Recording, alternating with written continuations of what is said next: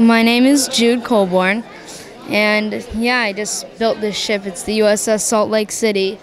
So I started out like about a year ago. I built it. It took me about a week, and then I upgraded it right before World War Brick, which took me about a couple days. And then the Basilosaurus, which is a type of prehistoric whale, I did that about a year ago. And then it got broken apart, so I built a smaller version that's more to scale with the ship. And yeah, that's just Poseidon. I wanted to put Poseidon on there. There you go. Very neat. So if you can take us through some of the details on the ship and kind of how you worked on it and what all the different parts of the ship are there? Yeah. Well, these are there's like the front, the hull, I basically took I made like a frame of like a one brick wide frame, and then I built like out from that like with snot technique, and then I took with the turrets.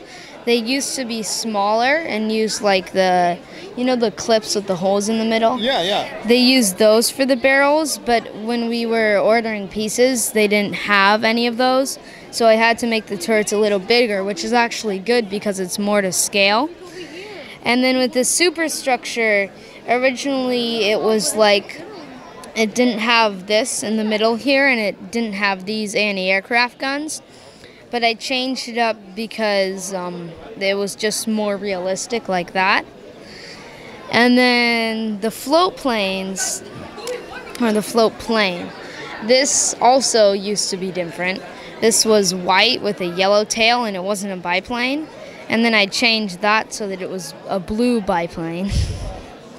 And then the crane, this is just my basic design for a crane. It wasn't very hard for me. And then these anti-aircraft guns, they were actually pretty hard to, it took a lot of brain racking to come up with a good way to use the anti-aircraft guns. I like how you did that though, at that really tiny scale, using the 1x1 tile there as kind of the protective plates. Yeah, definitely. It was kind of fun. It was fun to come up with, yeah. And then this used to also be way different. The back superstructure used to be a lot like the front superstructure, but then I changed that up completely to make it more realistic. That's kind of my whole thing. I want to make it as realistic as possible. And then the turrets in the back are just the same as the front.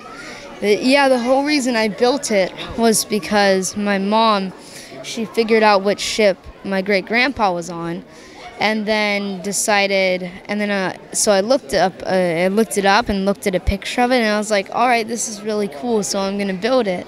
So then I built it, and now it's here, this is pretty awesome. This is the first time I brought a mock to World War Brick, and it's super fun.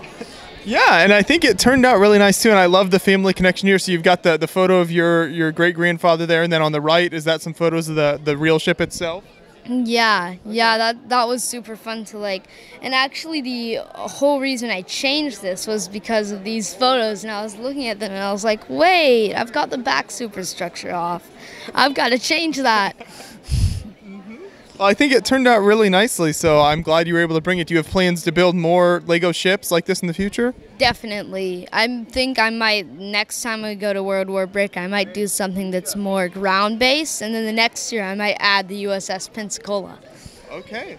Well, very nice. Thanks for taking the time to show us your build here. I appreciate it. Thank you. Definitely. Thank you.